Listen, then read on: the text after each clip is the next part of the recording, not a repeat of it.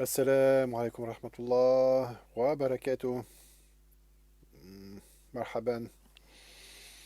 بسم الله الرحمن الرحيم، الحمد لله والصلاة والسلام على سيدنا رسول الله ابن عبد الله صلى الله عليه وسلم.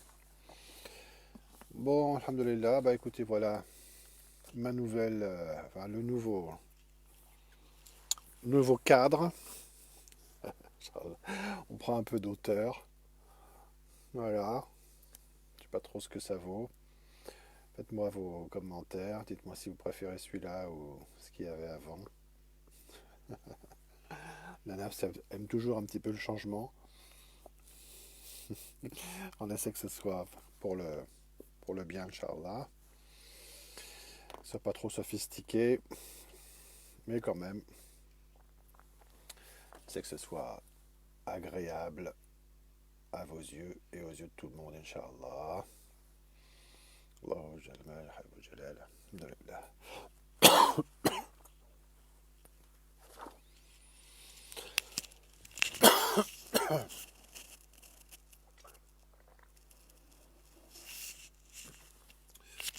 Est-ce que vous pensez que c'est bien de voir mieux comme ça le titre, l'étiquette ou quoi, ou donner, ou comme c'était avant?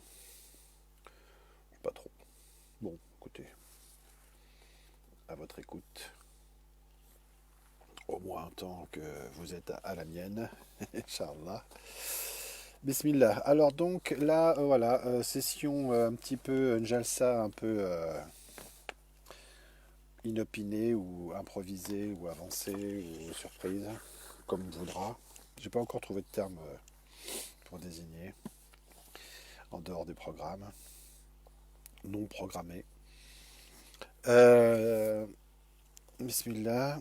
Sur enfin, des questions-réponses sur le rattachement et les rapports entre donc un petit peu les relations maître-mouride un petit peu et puis ensuite on fera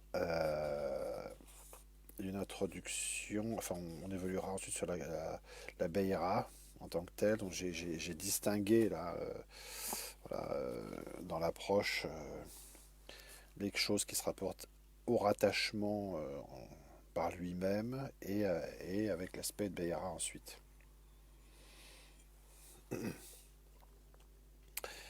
Donc en fait là, les questions-réponses, c'est souvent la plupart du temps des questions qui sont posées en privé, comme je l'ai indiqué déjà plusieurs fois, ou des questions que je vois être posées. Donc bon, souvent je les reformule, mais parfois je les laisse en l'état pour montrer comment comment chacun présente la problématique, etc. Bon. Et je sélectionne celles qui présentent un intérêt à mes yeux au moins, Inch'Allah. Ou des réponses que j'ai données en privé et auxquelles je donne une parution publique. Bien, en espérant que ce soit utile, Inch'Allah. Alors la première, c'est sur ce thème de rattachement, c'est la 14e, on va traiter 14, 15, 16 je crois, et puis 17, peut-être 19, voilà, bon. En quels termes René Guénon définit-il lui-même le rattachement à une organisation initiatique régulière? Alors, comme vous le savez certainement, notamment pour ceux qui ont lu un petit peu le porteur de savoir, bon, enfin même ceux-là ne se rendent pas toujours compte de ce qu'il en est. Euh, L'œuvre de Cheikh Abdel Wahid a une importance assez grande dans la manière dont on conçoit les choses et on les exprime, pour des raisons que j'ai déjà exposées, notamment dans l'éditorial du site. Alhamdulillah. Alors effectivement, là, la manière de formuler les choses va être fortement teintée, mais en fait pas beaucoup plus que dans les autres articles. Certains autres articles de la terminologie et des références à René Guénon, Cheikh Abdel Wahid Yahya, et donc les gens qui n'ont pas lu Guénon, les œuvres de Guénon restent un petit peu décontenancées, mais bon, il n'y a pas de, y a pas de dommage de toute façon. Inch'Allah. Bikhair. Donc, en quels termes René Guénon définit-il lui-même le rattachement? Comment ça se présente dans son œuvre? Et qu'est-ce qu'on peut en tirer comme, comme conséquence, on peut dire, sur la manière de concevoir les choses? Il nous est personnellement apparu qu'une lecture un peu attentive et spécifique sur cette question montre deux choses. Bismillah. La première est que Guénon évoque quasi invariablement dans ses aperçus, donc c'est notable parce que c'est vraiment une constante quand on prend la peine d'étudier les choses, évoque quasiment invariablement dans ses aperçus sur l'initiation, il faut savoir, aperçus sur l'initiation, le titre, l'éventualité d'un rattachement qui se ferait à une organisation traditionnelle régulière. Chaque fois qu'il parle d'un rattachement, c'est toujours avec cette formulation, quasiment, c'est notable. Bien. Il parle d'un rattachement à une organisation traditionnelle régulière. La deuxième, c'est un peu une conséquence, enfin, quelque chose qui va avec, sauf erreur, est qu'il n'emploie jamais l'éventualité d'un rattachement à un maître spirituel.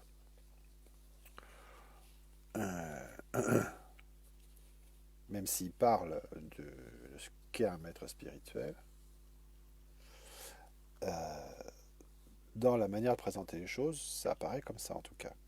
Il est vrai qu'il parle de l'importance de l'enseignement initiatique, on est d'accord, qui peut être donné par un maître, ce qui pourrait faire conclure ou induire à penser qu'un rattachement à un maître est donc strictement nécessaire, comme l'est le rattachement par la transmission de l'influence spirituelle, si l'on considère que c'est l'enseignement d'un maître qui détermine leur attachement à une tariqa.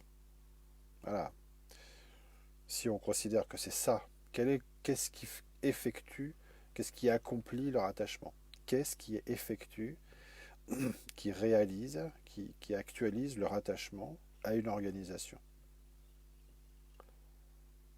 En islam, tariqa.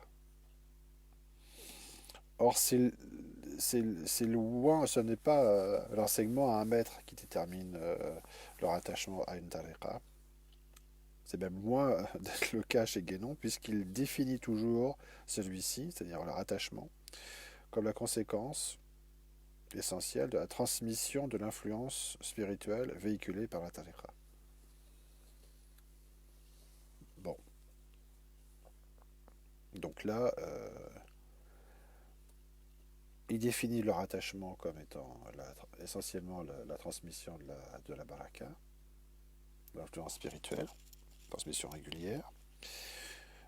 Et il parle d'un rattachement à une organisation, quasiment systématiquement. Je crois que je n'ai jamais vu parler d'un rattachement à un shir, à un maître spirituel.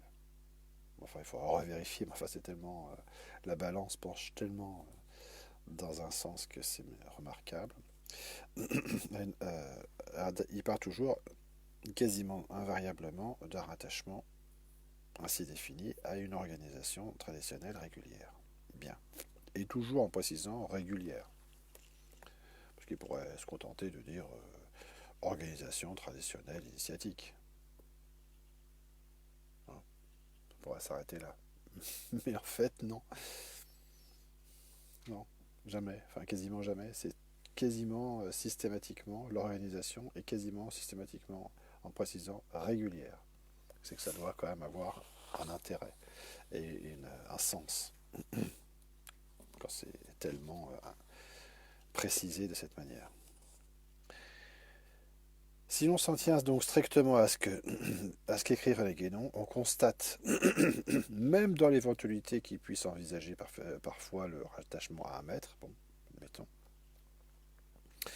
qu'il l'envisage systématiquement ou presque, mais dans ce cas que l'on nous donne des références, que l'on nous montre où il le ferait autrement. Je m'adresse aux gens là qui ont un point de vue différent, qui ne voient pas les choses de cette manière-là. Bon, c'est possible, chacun a sa lecture. Le cas du rattachement à une collectivité initiatique. On, est certes, on a certes donné une explication à cela, en disant qu'il s'adressait dans la forme principalement ou exclusivement aux francs-maçons. Bon, alors on ne va pas parler là, ici détailler cette question des francs-maçons, mais en tout cas, notons-le quand même, pour la compréhension des choses et la présentation. Et qu'ainsi la possibilité du rattachement à un maître n'avait pas à être envisagée, parce que ce n'est pas le cas, il n'y a pas de maître en tant que tel chez les francs-maçons, comparable à ce que c'est chez les musulmans, on va dire, dans le tasawwuf. De toute façon, pas de la manière selon laquelle on pourrait l'être, elle pourrait l'être concernant les turuq.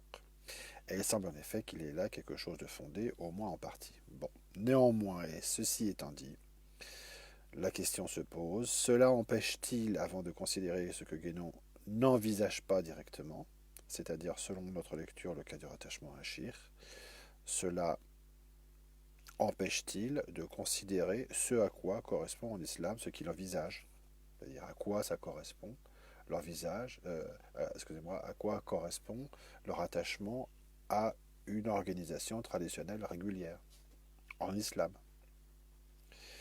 De considérer ce à quoi correspond en islam ce qu'il envisage, par contre directement dans son œuvre sur l'initiation, c'est-à-dire leur attachement à une organisation régulière. Rien n'empêche de regarder ce à quoi ça correspond, parce que, d'autant plus qu'on sait que Cheikh Abdel dans les aperçus, précise, qui donne des données générales sur l'initiation. Ça, il faut quand même l'avoir à l'esprit, sans préciser que ce soit de telle ou telle forme. Si l'on prend la peine de se poser la question de cette manière, de cette façon, et cela revient à se demander tout simplement à quoi correspond en islam ce que René Guénon envisage éventuellement aussi pour une autre forme initiatique, d'accord, on a le droit. La réponse est, nous semble-t-il, claire et immédiate. Il ne faut quand même pas exagérer. Il s'agit précisément de ce que l'on appelle en islam le rattachement à une tariqa en mode de tabarruk. Quelqu'un se rattache à une tariqa tabarrukan, c'est-à-dire où il n'y a pas de shir en tant que tel, véritable, et ça correspond. C'est-à-dire effectivement à une organisation initiatique collective et non à une personne. D'accord ? Rattachement caractérisé par la transmission et la réception, donc de l'un vers l'autre, de la baraka, l'influence spirituelle, qui prend le nom de baraka en islam, mais qui s'effectuerait sans rattachement personnel à un maître. Bon, on voit que, voilà, on a déjà vu ça, effectivement, c'est l'aspect impersonnel qui est primordial. On pourrait se demander quel est l'intérêt d'une telle démarche. Comment se fait-il que Cheikh Abdul Wahid présente les choses de cette manière? Alors qu'il était bien placé pour savoir ce qu'il en était des turuq et qui donne des précisions sur les turuq qui n'ont pas de shir véritable dans son œuvre. On verra ça plus tard, Inch'Allah. On pourrait se demander quel est l'intérêt d'une telle démarche. Excusez-moi. Et avec d'autant plus d'insistance qu'on admettrait l'importance de l'enseignement du maître, importance que ne renie d'ailleurs pas totalement Guénon, c'est entendu. Donc, sachant cela, sachant que Guénon sait cela, et qu'il s'exprime là-dessus d'une certaine manière, sur la nécessité du gourou, du shir, il fait quand même comme décrit. C'est intéressant.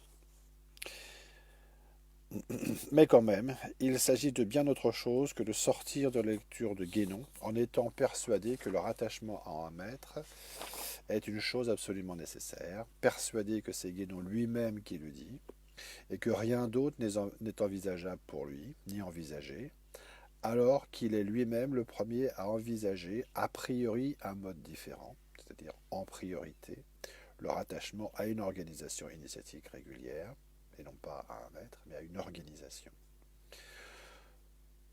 Solution qui se trouve, comme par hasard, avoir une correspondance directe dans les toulouq et dans la situation cyclique actuelle. Intéressant. Enfin, on peut trouver ça intéressant en tout cas. Si une telle lecture est envisageable, et chacun est bien sûr libre d'avoir celle qu'il veut, la lecture qu'il veut, bon, bah oui, non, l'œuvre de Cheikh Abdel Wahid, c'est pas un texte sacré, et même si ça l'était, chacun peut revendiquer d'avoir une interprétation, une compréhension des choses, plus ou moins justifiée. Pour autant qu'elle soit tout d'abord textuellement fondée, qu'on nous montre un petit peu sur quoi on s'appuie, mais également logiquement justifiée, parce qu'on peut dire tout et son contraire maintenant de manière assez libre sans que ça gêne personne, bien souvent, intellectuellement cohérente, ce qui revient un peu au même, faut que ça veuille dire quelque chose quand même, et traditionnellement réaliste, que ça corresponde à quelque chose dans les faits, dans, la- dans, la- dans l'état des toulours qu'on envisage. La perspective d'un rattachement initiatique pourrait ainsi être notablement différente de ce qui est proposé habituellement par les toulours de nos jours et de ce qui est compris par celui ou celle qui cherche un rattachement. Hein, ce qui est présenté et ce qu'on recherche. On pourrait envisager de se rattacher valablement à une tariqa sans se rattacher nécessairement et immédiatement au shir qui la dirige.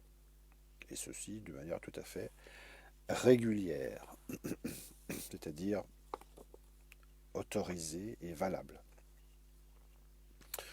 Voilà, donc ça c'était la première question-réponse. Deuxième question-réponse, combien nous reste-t-il de temps sur encore une dizaine de minutes, Inch'Allah.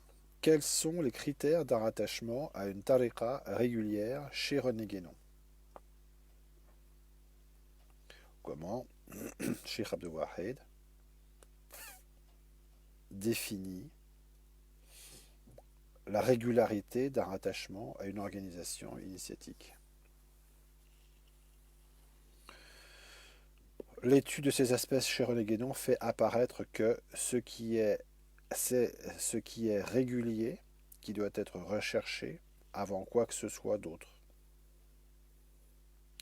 notamment avant même la présence d'un shir réalisé ou du sir et du sir. On verra cette question.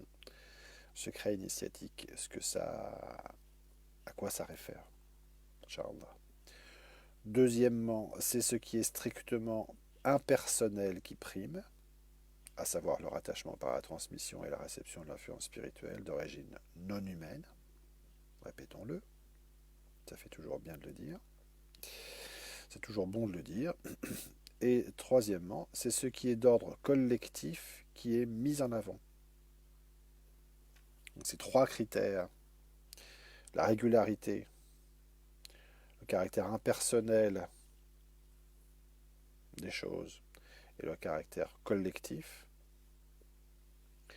sont trois critères dont la prise en compte peut éventuellement être de quelque utilité à ceux qui entendent leur attachement à une tariqa autrement que comme une sorte de coup de poker, excusez-nous pour l'expression, mais ça revient un peu à ça quand même dans bien des cas, que ce soit volontaire ou involontaire, dans lequel ils risquent non seulement leur vie, et pas seulement leur vie spirituelle, mais leur vie au sens général, dans certains cas, mais aussi celle de ceux qui sont susceptibles d'entraîner avec eux dans une voie dont ils n'ont pu évaluer véritablement la plupart des critères traditionnellement exigibles. Donc ça peut présenter un intérêt réel d'avoir des critères d'appréciation et de compréhension. Et chez Guénon, ça apparaît comme ça. La régularité d'abord, le caractère impersonnel ensuite, et collectif également. Et la remise confiante en Allah, c'est-à-dire le tawakkul, que certains pourront mettre en avant pour tenter de justifier leur attitude, souvent en réalité irresponsable. Donc, les gens qui prennent des rattachements, qui s'engagent dans une voie un petit peu le nez en l'air, sans trop comprendre ce qu'ils font, sans même avoir pratiqué l'istikhara, etc., n'exclut aucunement l'intelligence et la compréhension. La remise, le tawakkul, n'exclut aucunement d'être intelligent et de comprendre les choses. Ça veut dire quoi? C'est-à-dire que ça, le tawakkul dispenserait de comprendre les choses.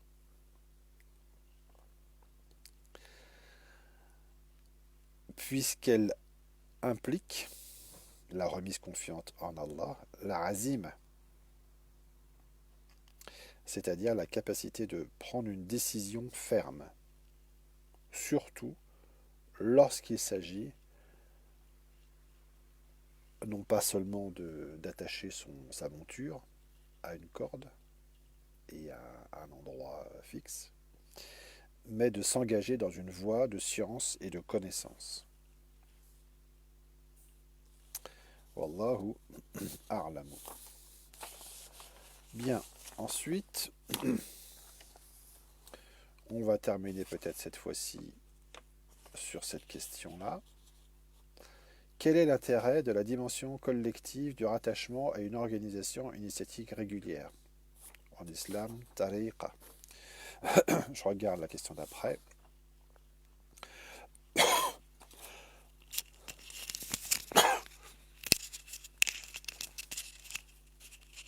Bon, effectivement, je ne sais pas, on va voir si on peut s'arrêter là ou pas. Quel est l'intérêt de la dimension collective du rattachement à une organisation initiatique régulière? Il y aurait peut-être lieu de préciser davantage ce que l'on peut entendre par un rattachement à une communauté. Qu'est-ce que ça veut dire? Effectivement, une collectivité initiatique. Car si l'on peut penser qu'il s'agit des bénéfices afférents à la simple participation à n'importe quelle communauté, René Guénon précise dans ses aperçus, ainsi que dans Initiation et réalisation spirituelle, que ce bénéfice général peut avoir une application technique plus précise et propre aux organisations initiatiques concernées, qui est celle de ce qu'il appelle le travail collectif. Donc, l'intérêt, c'est quel est l'intérêt du travail collectif? C'est ça que je veux dire ici, de manière un petit peu détournée, il est vrai. Ça date de quand ça? Septembre 2010, oui, ça pourrait être dit plus simplement. Inch'Allah. Ce travail collectif, s'il peut désigner effectivement en propre une activité des francs-maçons, bon, on est bien d'accord, constitue également, et c'est en ça que ça nous intéresse, une caractéristique importante des activités des membres de Turuq. Et très importante même la caractéristique, même si elle n'est pas structurelle et fondamentale. On le verra dans une autre étude, Inch'Allah.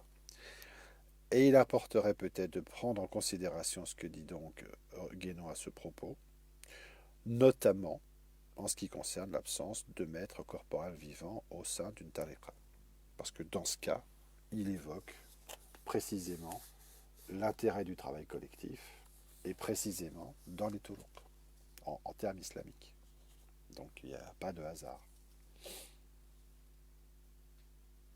Il n'y a pas de hasard à ce que Cheikh Abdel envisage l'aspect collectif du travail initiatique, parce que quand il envisage les situations où il n'y a pas de maître véritable corporel, et c'est bien en mode islamique qu'il le fait.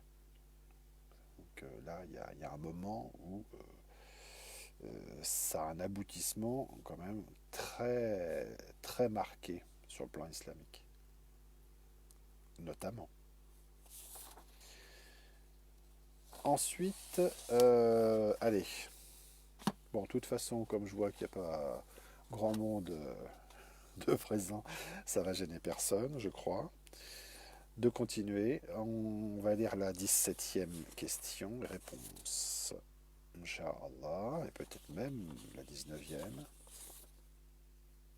parce qu'après on rentre dans les considérations sur la Bayra, donc effectivement ce sera bien. Alors on fait la 17e, Inch'Allah.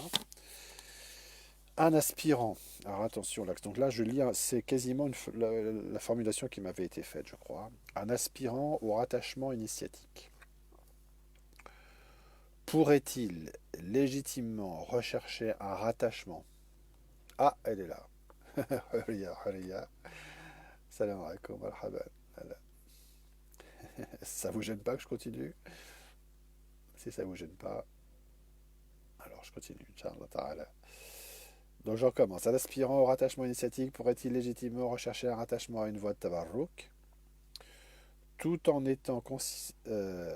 attendant, c'est ça la question, tout en attendant consciemment la marifa et les réalisations spirituelles, en espérant tirer parti, selon toutes les possibilités qu'il porte en lui, des reliques, suivant une image bien connue, coranique, Alhamdulillah, Jamiran, transmises par ceux qui ne les comprennent peut-être plus, et en espérant également bénéficier du sir du fondateur de la tariqa lorsqu'il y sera prêt. Vous voyez, c'est une question qui effectivement comporte différents aspects, de différentes natures. Bon.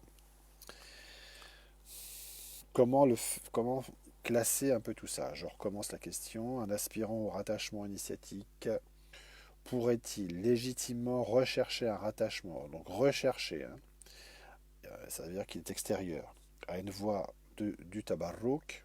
Bon, là il y a question de l'appellation de voie du tabarruk, tout en attendant consciemment la marifa et la réalisation spirituelle, c'est-à-dire qu'il reste, il envisage de le faire, mais il resterait dans l'attente, d'accord?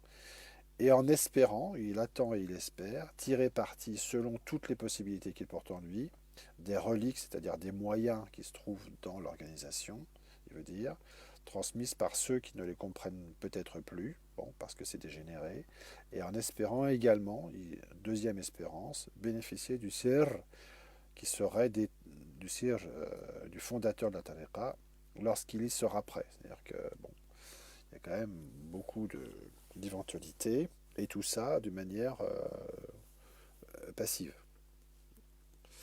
Donc là, vous imaginez bien que maintenant, ceux qui ont suivi un petit peu les choses auraient peut-être des moyens de répondre, éventuellement. Doit-on, donc là, il faut préciser les questions, doit-on comprendre que le cas évoqué ici est celui de quelqu'un qui serait rattaché en mode de tabarrukan, sans la présence et l'enseignement d'un shir? C'est pas précisé dans la question, enfin ça a l'air. Et aussi que cette situation aurait lieu tout en attendant consciemment la marifa et la réalisation spirituelle, etc., etc. Pour l'interrogation. Si l'on entend qu'une telle attente serait probablement empreinte de quelque passivité, c'est probable, peut-on penser que dans une optique de travail initiatique véritable, telle qu'elle est exposée notamment par Guénon, mais il n'y a pas que lui, on l'a bien vu d'ailleurs récemment, il soit utile et intéressant d'attendre, même si c'est consciemment, quoi que ce soit. Donc la question n'est pas tant que ce soit conscient ou pas, mais de savoir si c'est vraiment adéquat de le faire en mode passif. Et que cette attente suffise en elle-même, on a déjà évoqué ces aspects-là, à permettre d'espérer, je cite, tirer parti selon toutes les possibilités qu'il porte en lui des reliques transmises par ceux qui les comprennent peut-être plus. Point d'interrogation. En réalité, après ces deux questions préalables, il semble important de prendre conscience que rien n'empêche celui qui est rattaché tabarrukan de développer une activité initiatique réelle, dans la mesure du iz qu'il a reçu pour telle ou telle chose, et qui est commun à tous les membres de la tariqa en mode tabarrukan. Bien. Rien n'empêche de pratiquer de cette manière, en utilisant notamment les moyens initiatiques généraux qui sont régulièrement mis à sa disposition dans le cadre de son rattachement par la tariqa, et notamment au sein du travail collectif. On a vu déjà aborder la question de qu'est-ce que le travail collectif, quel est l'intérêt intrinsèque ou pas qu'il détient. Et plutôt de bien comprendre qu'il détient en lui-même le travail collectif. C'est aussi une réponse à la question précédente. Une efficacité propre. Que le shir, vous voyez pourquoi on précisait ces choses-là précédemment, soit présent ou pas. Souvenez-vous, pour ceux qui ont suivi les choses, ce point-là, sur lequel on avait insisté, l'efficacité intrinsèque du travail collectif. D'accord ? Cette situation n'empêche nullement l'initié, par ailleurs, de rechercher activement un shir de suluk. Et quand je parle de cette référence-là, c'est une référence qu'on a faite sur l'effectivité intrinsèque du travail collectif de dhikr. Hein. C'est pas en mode franc-maçon. C'est sous la plume de shir, les références, de hautes références du tasawwuf islamique. Hein. C'est le même Charlani, et d'autres. Et d'autres. Cheikh Madiane, etc. Et d'autres encore. Qui...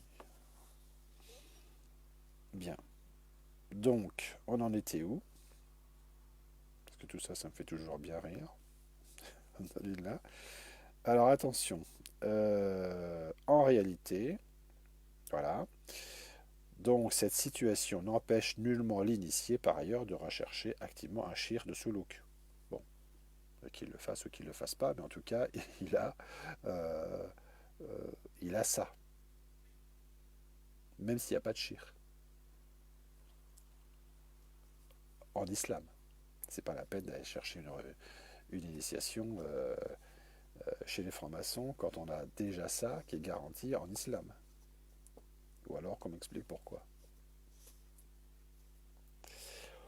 Pour tenter de clarifier encore davantage la compréhension de ces choses, rappelons que pour Guénon, la situation normale dans toute tariqa est celle d'une organisation qui permet d'accéder à la excusez-moi, d'une organisation qui permet d'accéder à la connaissance suprême, quelle que soit la manière de la nommer.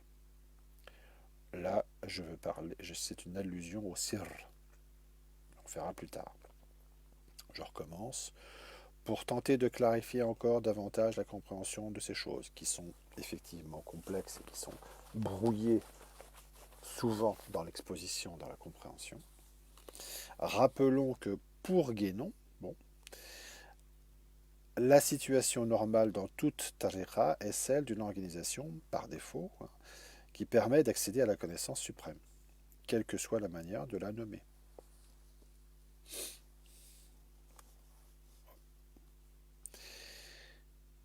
Par exemple, en la nommant Sirr, avec un S majuscule ou pas. Et les situations diverses que l'on peut rencontrer dans les organisations initiatiques dans lesquelles les choses ne sont pas présentées ni comprises de cette manière, ne sont survenues ainsi que du fait de la dégénérescence cyclique générale. Hurriya se manifeste. Alors, elle nous dit, je n'ai pas lu vos 40 vidéos. Je vais m'y mettre. Inch'Allah, c'est bien. Bon courage, Inch'Allah.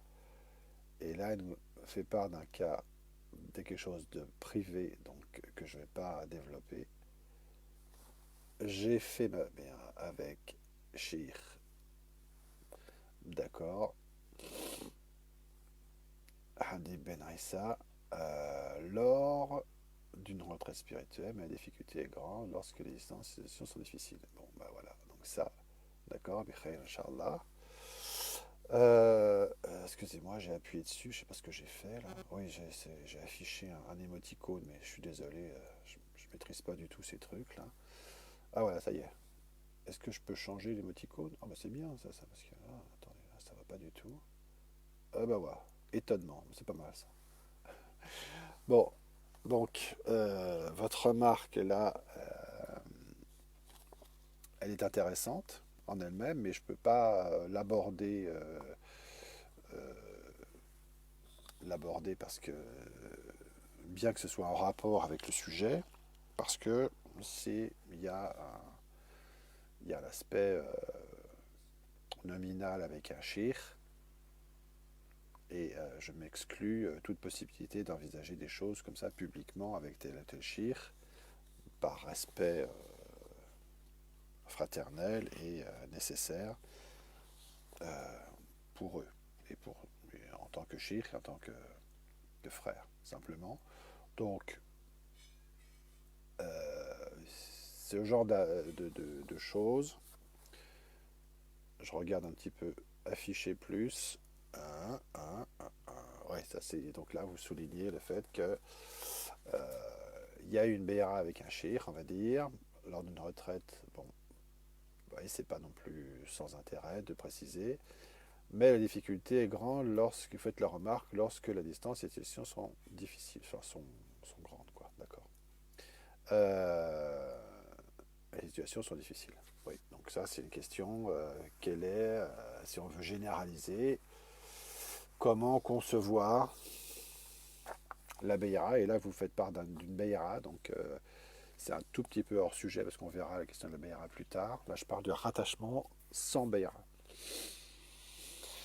Mais bon, effectivement la question ce serait comment envisager la Beira avec un shir dans des conditions difficiles et notamment en cas d'éloignement géographique. Mais qui êtes-vous? Bah ouais, c'est une bonne question. Je ne vous connais pas vraiment. Moi non plus d'ailleurs. Bon, ça c'est des aspects, on verra. On va finir là la question si vous permettez. Si vous, euh, vous pouvez me joindre en privé, comme je l'ai dit, et répéter plusieurs fois.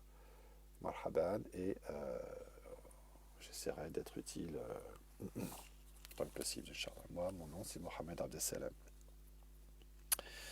Alors, on continue. Marhaban, hein. De toute façon, Horia, les questions sont les bienvenues, mais voilà, moi j'essaie de, de rester dans le cadre des choses qui sont traitées, de ne pas porter préjudice d'une manière ou d'une autre, et donc de, de veiller très précisément à garder le caractère privé quand c'est nécessaire, et de n'envisager publiquement que des aspects généraux, non nominaux, que ce soit d'un shir ou d'une tariqa.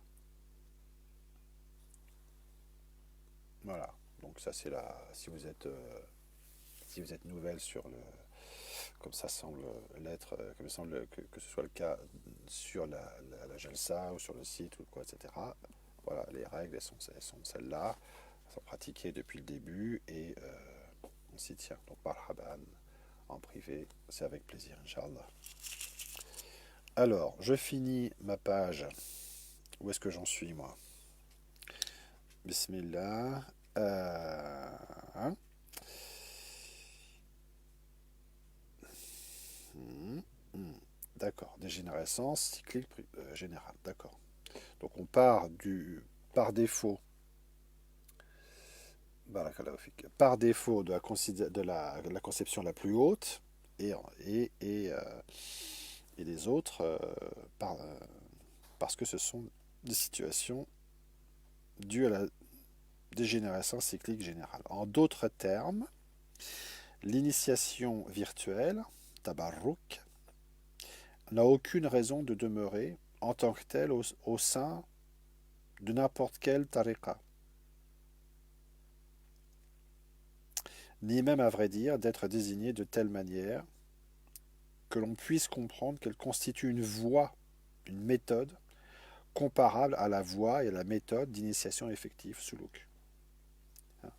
On, on, voilà, on ne reste pas dans un état de tabarruk en considérant que c'est normal et que qu'il faille rester comme ça.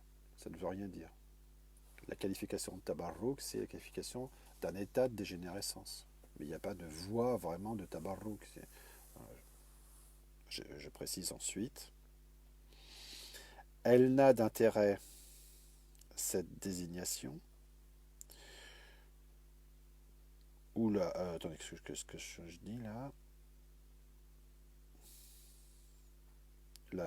l'initiation virtuelle, en fait, excusez-moi, oui, le rattachement tabarrukan n'a d'intérêt que de constituer l'apport nécessaire à tout ce qui pourra être développé par la suite et ne constitue pas en effet une voie propre ni une méthode de réalisation en tant que telle, mais n'est que le reflet de la dégénérescence évoquée. Excusez-moi. Bon, je termine. De plus, il ne semble pas que Guénon, ni personne dans la littérature arabo-islamique classique, ait jamais écrit quoi que ce soit qui laisserait penser qu'il existerait une voie initiatique préparatoire et distincte qui amènerait à une voie de réalisation effective. Bon, ça c'est un petit aparté par rapport à certains avis francs-maçons. On passe parce que on ne va pas rentrer dans ces considérations-là aujourd'hui en tout cas. Insistons enfin à dire encore que l'utilisation habituelle du couple voie de tabarruk et voie de sir, comme on peut la voir parfois utilisée, laisse malheureusement à penser, quand ce couple est employé sans davantage de précision, qu'il existerait une voie propre de tabarruk, de la même manière qu'il existe une voie de suluk, alors qu'en réalité, il ne s'agit que de la seule et unique voie de suluk, il n'y en a pas 40, dans une forme dégénérée, parce que incomplète dans l'actualisation de moyens dont elle dispose pourtant, et qu'elle véhicule en mode virtuel. Bon, voilà, c'est des choses qui devraient être un peu familières aux gens qui ont lu René Guénon, même en partie, je veux dire, dans ses livres sur l'initiation. J'espère que ça aura pu être utile et clarifier un peu les choses. Marhaban, je sais pas qui, Yahya BL. Marhaban.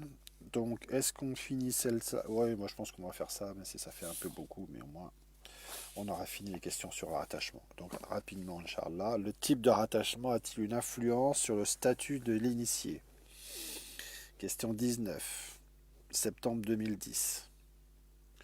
Peut-être serait-il plus adéquat de présenter les choses autrement, en disant qu'après avoir envisagé le rattachement régulier à une organisation initiatique, la question se pose logiquement de savoir quels sont les moyens dont on pourra éventuellement disposer au sein de la tariqa en question pour éventuellement développer un travail initiatique de manière effective. À titre d'exemple, il peut être utile de préciser une conséquence en rapport avec le caractère impersonnel du rattachement tabarrukan, et qui est que celui qui est rattaché de cette manière, comme on l'a déjà dit, comme on l'a pas dit, mais voilà, une précision, n'est pas tenu de respecter un quelconque comportement disciplinaire, chez Charlani notamment. Donc, c'est important de préciser les choses. Celui qui est rentré tabarrukan n'est pas dans le cadre disciplinaire et méthodique d'une beira, si c'est uniquement tabarrukan. Donc il n'y a pas à respecter ni à subir des directives d'ordre disciplinaire et méthodique spécifiques au shir.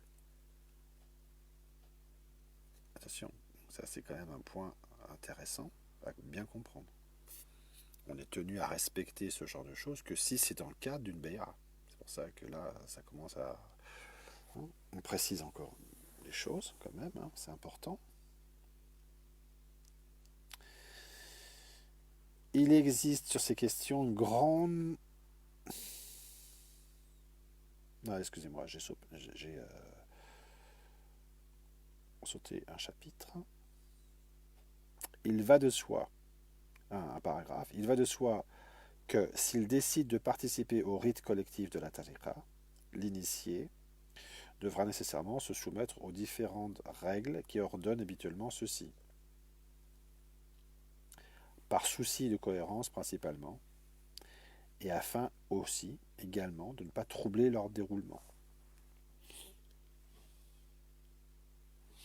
Donc il n'y a pas que l'aspect purement individuel, mais aussi l'aspect collectif. Et donc si on décide dans un, même si c'est dans le cadre d'un rattachement tabarrukan, de participer à des rites collectifs, ben, c'est pas parce qu'il n'y a pas de shir, qu'on n'a pas de beira avec un shir, qu'il faut se comporter n'importe comment. Il y a une discipline quand même euh, par rapport au travail initiatique collectif.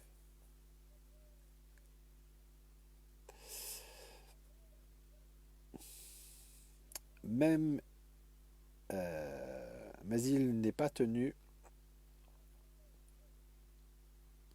même d'y participer, de même qu'il est normalement pas plus tenu d'observer une discipline particulière quelconque envers le shir ou n'importe qui d'autre, en dehors des règles de bienséance exigibles de tout musulman envers son frère. D'accord. Donc il y a... Ce que je veux dire, c'est que même en dehors d'un pacte initiatique personnel avec un shir, bah, on est tenu de respecter les règles générales de comportement avec n'importe qui, et spécifiquement, s'il y a un travail initiatique collectif, un zikr, le jamara qui est fait, il y a des règles aussi quand même si on n'est pas dans un rapport de béra avec un shir à respecter. Il existe sur ces questions une grande variété de situations dans les toulours. Depuis les toulours qui laissent à leurs membres une totale liberté dans ces domaines, on voit des comportements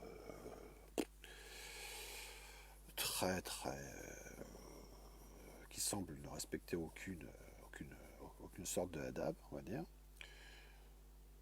jusqu'au touruq qui conditionne l'usage de l'ensemble des moyens initiatiques et donc leur attachement lui-même à la reconnaissance préalable du shir. C'est-à-dire qui conditionne tout à la reconnaissance d'une autorité personnelle au shir. De telle sorte que l'accès à la tariqa, dans son ensemble,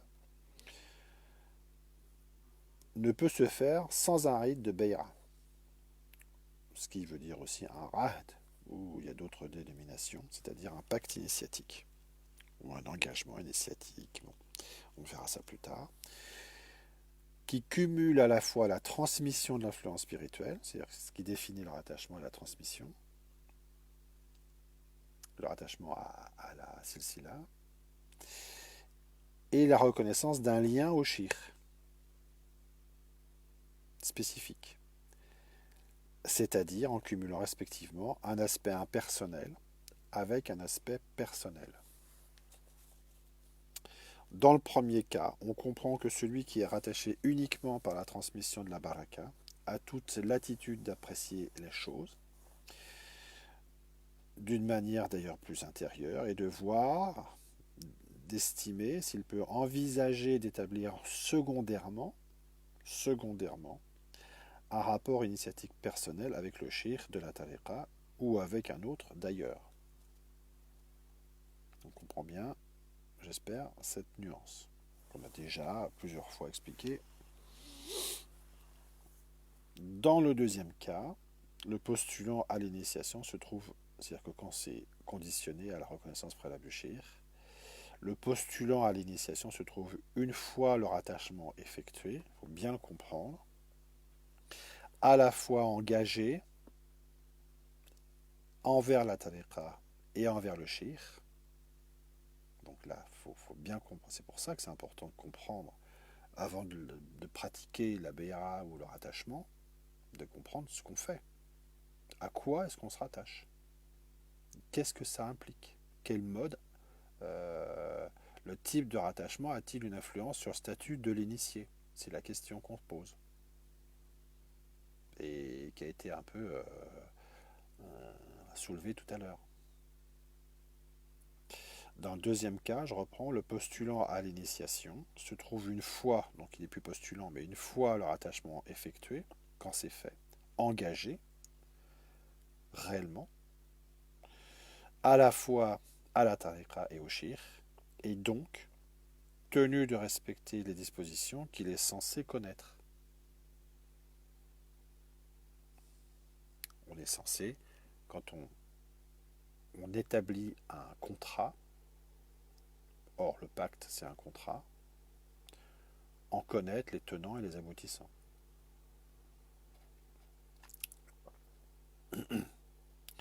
Les choses étant ainsi exprimées, et sans développer maintenant davantage ces aspects, parce que ce serait trop complexe, il est néanmoins possible de comprendre globalement les avantages et les inconvénients que peuvent présenter l'une ou l'autre de ces situations, et de voir également l'importance qu'il y a pour chacun de connaître bien ces différentes éventualités avant de procéder au rattachement et pendant son déroulement, les actes valant selon leurs intentions. Hadith, référence au hadith Innamal a'mal bin niyat. أو كما قال سيدنا رسول الله صلى الله عليه وسلم. Voilà, on pourra revoir dans le cas de cet article aussi l'article thématique maître spirituel et enseignement, parce que effectivement ça peut s'apprécier de différents rapports. Bien, on va arrêter là la session qui a duré presque une heure, masha'Allah. Euh, et puis là, pour voir ensuite des questions-réponses sur la bay'a la prochaine fois, Inch'Allah Ta'ala. Comment définir la bay'a et connaître et reconnaître un shir. Conclusion sur un peu de toutes ces notions. Voilà, marhaban, comme d'habitude, vos questions sont les bienvenues. Dans le cadre du déroulé de la sajda, si c'est en rapport avec le thème, ou en dehors, en privé, avant ou après la sajda. Voilà, marhaban, wallahu a'lam, wassalatu wassalam ala sayyidina rasulillah sallallahu alayhi wa sallam, wassalamu alaikum wa rahmatullah wa barakatuhu.